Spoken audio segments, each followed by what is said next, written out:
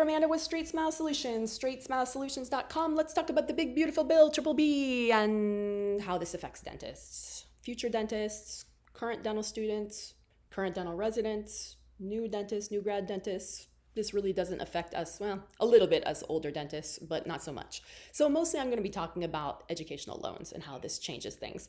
And my suggestion, go in and read the stuff that's been written. If you go to Google and or ChatGPT and put it in, and big beautiful bill in dentistry. There's a bunch of AI that's out there. Matter of fact, I'm gonna read it to you just for fun. Hang on. Where? Here we go. AI overview. Gemini. The big beautiful bill, Triple B. So mostly the big changes are. It's going to eliminate some graduate plus loans. I don't think I ever took that out. I only took out Stafford's, and a little private loans for residency. There's going to be loan limits. So before, I don't think there really was that many limits, if any. Now the limit is going to be 100,000 total. What? How's that possible? Oh my God. Oh, professional programs, including dental school, 200,000 total, 50,000 per year in loans. Okay, I think that's reasonable. I think my total amount when I finished 7 years, I didn't have undergrad loans, thank God, thanks to my family for that. I don't think I really realized what a big deal that was until now. I went to in-state dental school, UCSF. I was in-state. It was actually quite affordable. Living, of course, in San Francisco during the tech boom was a little bit expensive, but I lived like a peasant. Didn't do anything fun, and therefore residency was a fair amount. We had to pay for the first year. We had to pay for living, and living was very expensive in Connecticut. I think our second year, we paid a little bit. First year, we paid a lot. And third year, they gave us like $10,000 as long as we were doing the master's. But that's about it. Also, they are changing a lot of stuff on repayments. So essentially, there's going to be a cap in terms of how much you can borrow. Right now, that cap is way lower than dental school tuition. Look up like USC. I'm not talking about South Carolina. I'm talking about like Trojans, like USC. Look up USC's current dental school tuition. Once you factor in room and board and supplies. Now, supplies is always an additional fee. I think our supplies at UCSF cost more than our tuition. So if I remember correctly, they were a lot. But yeah, I think I graduated with less than 280,000 in loans in 2004. That's a fair amount for back then. That's probably with inflation pretty normal as to what people have now. And it's pretty much done. But I was very fortunate. I was able to refinance it, no joke, at 1.41%. I have really good credit. I was really good. I followed all the rules. I always kept that exact same bank account, which was in a different state with direct deposit active. And now it's so easy, with internet transfers. But when we first got started, that stuff didn't exist. So sometimes I had to fly to the state to deposit a check. That's how on it I was with my repayments. So anyways, the question is, what are they going to do? How are they going to pay for these schools? Are a lot of dental schools going to close? Maybe. Are they going to create creative sponsorship programs where later you work for certain DSOs? Very likely. I think that's probably going to happen. I think there'll be more options where you can intern or work for DSOs or Indian health reservations or, nonprofit centers and stuff like that. I think there'll be that. I think there'll be a lot of creative options that you can do. But you got to remember, before you lock yourself into a creative option, things are going to happen in that 4 years in dental school, or even in your 2 to 4 years in residency. You're going to meet someone, you might get married, you might get divorced. Holy cow. In our dental school class of, I think, 70 something people at UCSF in the 2000s, we graduated in 2001. I think we had so many weddings and so many divorces. Kids came. You might have kids. You might not know you're going to have kids. Surprise, you might be having kids.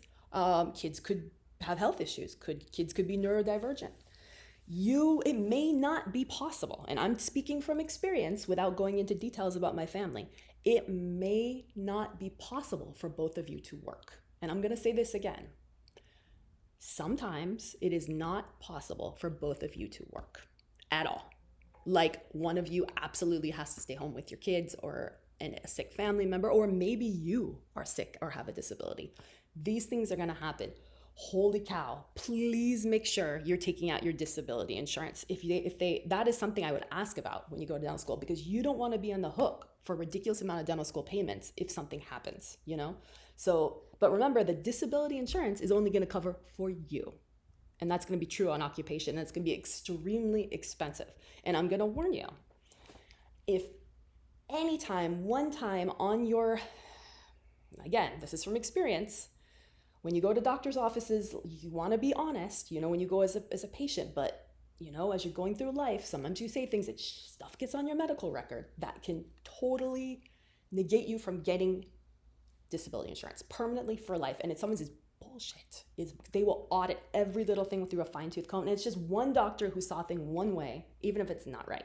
It will be a black mark on your medical file forever, which will keep you from getting insurances that you need, you know, later in your life. So keep that in mind. I know I'm going down a rabbit hole, and I'm trying not to get into too much personal information, but this is all going to circle back to Big Beautiful Bill.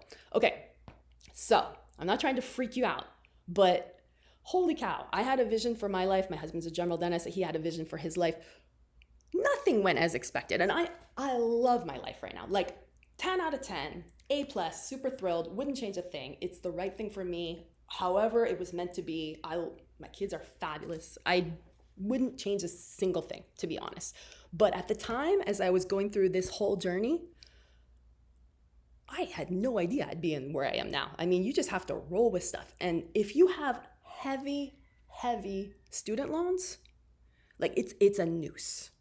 And I kind of written, if you want to go to my website, I almost feel like you should, because I kind of go into this a little bit more. And this is not about the Big Beautiful Bill, but just talking about what it's like to be a dentist and to be kind of under the noose of student loans, like excessive student loans, where you can't do what's right for you and your family because you are so trapped by these suckers. You don't want to get in that situation. I don't care if the school is better. I don't care if the school is near your girlfriend or your boyfriend. I don't care. Go to the cheapest possible school. I can't say this enough times. Now, just to complicate things, cheapest possible school works great for general dentistry. And you know you're only going to have four years of loans, right? If you're doing general. But what if you're like dumb me, who decides they're going to go to dental school and will only be an orthodontist? I even said that at my interview. The only thing I'm interested in is ortho. That's probably why I only got 2 interviews. I only applied to like 3 schools. I just did it for fun. And then I was like, oh, I got into UCSF. Maybe I'm a really good dentist. I better go. So I went. Really stupid, right? Never. I mean, only thing I was interested in dentistry was ortho. I thought ortho was absolutely phenomenal. And now I know why. And you'll learn more about me and other things. But it was the only thing I was interested in, and it's still the only part of dentistry I think is amazing. But anyways, so all this advice is just to tell you, please don't take out big loans. And I don't know how this is going to change what you can take out or what your options are, but don't get yourself trapped. Be ready to pivot.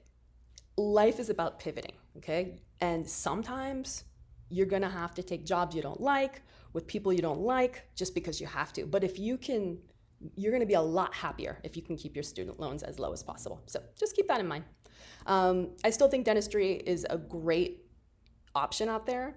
I think general dentistry and primary care dentistry, especially pediatric dentistry, is a brilliant option. That's probably the direction I would go now. And then I would do a ton of ortho as a pediatric dentist and have a great funnel. And those of you who are doing that are so smart.